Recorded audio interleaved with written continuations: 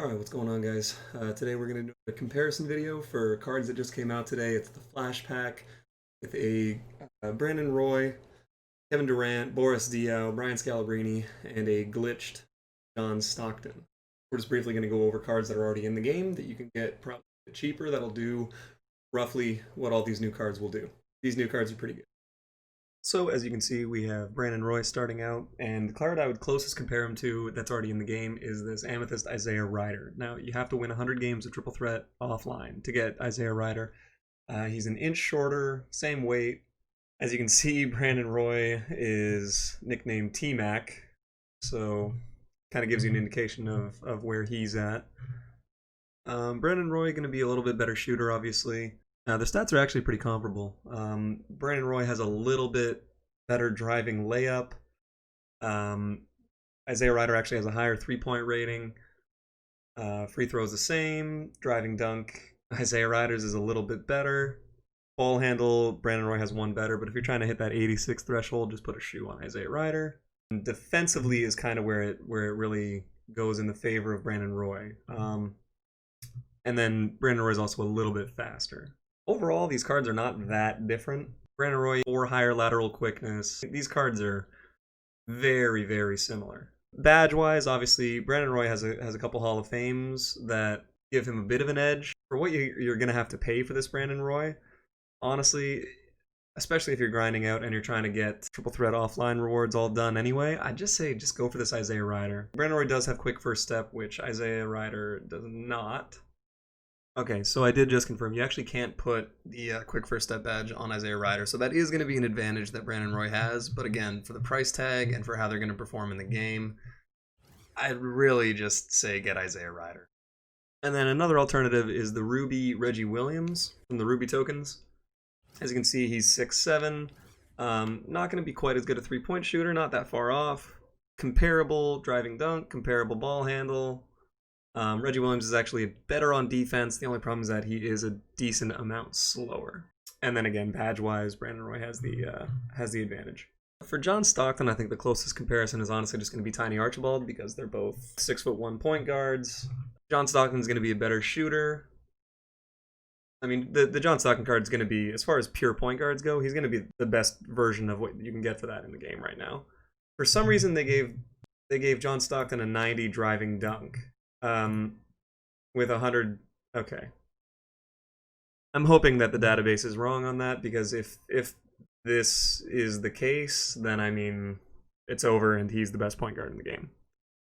Defensively, obviously John Stockton's going to be amazing. Rebounding's not going to matter, and then speed, I have a shoe on mine, but Nate Archibald's going to be a little bit faster. Tiny has 33 golds. Unfortunately, no clamps on Tiny, and obviously you can't add badges. And then honestly, if you're looking for a cheaper alternative, this Doc Rivers from last week isn't a bad choice. He's got an 83 ball, which is pretty serviceable. He's got a little bit of a driving dunk. His ball handle is good. He's still pretty fast while being 3 inches taller. Obviously not the same badges. If you're comparing it to arguably the best point guard, maybe the best card in the game right now for how the meta is, especially depending on this driving dunk, Doc Rivers is pretty solid. I mean, the easiest card to say is better than this Durant is obviously this Paul Pierce card. I don't expect everyone to have him. As far as the stats go, he's just a better card. Durant with a little bit better ball handle, a little bit better driving dunk. Perimeter defense is actually really good. You know, the Durant card is hype beastie just because it's Durant. Now, he's a little bit faster than Pierce, sure. Lateral quickness isn't as good. Pierce has some of the best badges in the game. Durant has, you know, Green Machine. The Durant card's obviously going to be incredible. I wouldn't take him over the Paul Pierce, but as that is not a realistic card to compare him to, honestly, the historic domination Bob Dandridge isn't a terrible comparison. Obviously not as good a shooter, but it's not that huge of a difference. And if you're a stick shooter anyway, you're not going to notice a massive change. Driving dunk and standing dunk are the same. Pretty decent ball handle. Bob Dandridge is a way better defender. Really hard to justify the price tag that Durant or Brandon Roy are going to go for. And then honestly, if you just want a tall, lanky guy who can shoot, do a little bit of dunking, and maybe bring the ball up every once in a while, this Sapphire Trevor Ariza is pretty comparable. So you definitely don't need this Kevin Durant. You're going to see a lot of players with him, but for that price tag, I wouldn't worry about it.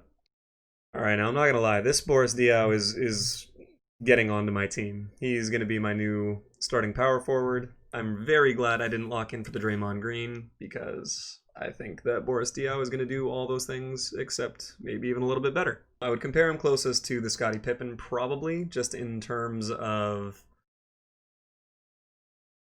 just based on the fact that they're both versatile all-around cards.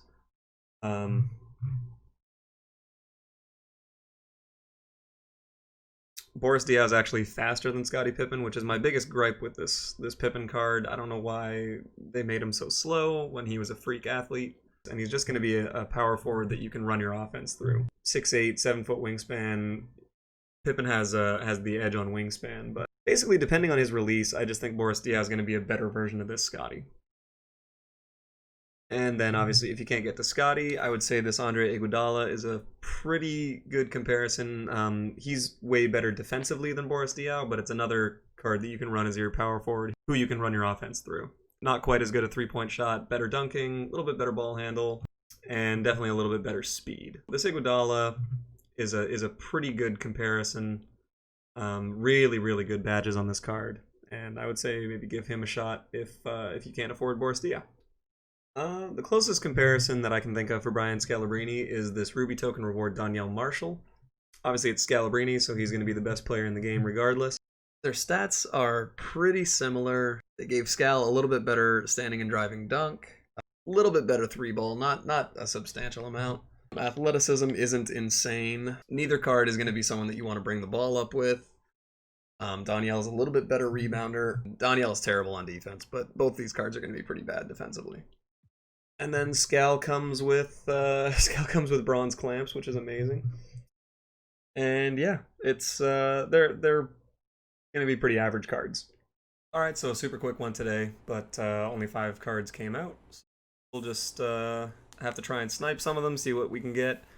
And yeah, I mean, in my opinion, the only card that came out today that's going to be worth it, especially if you know money spent, is Boris Dio. And the cards have actually just come out, so I'm going to set this to upload, and we're going to start the live stream and try and snipe some of these cards. Hope to see you guys there.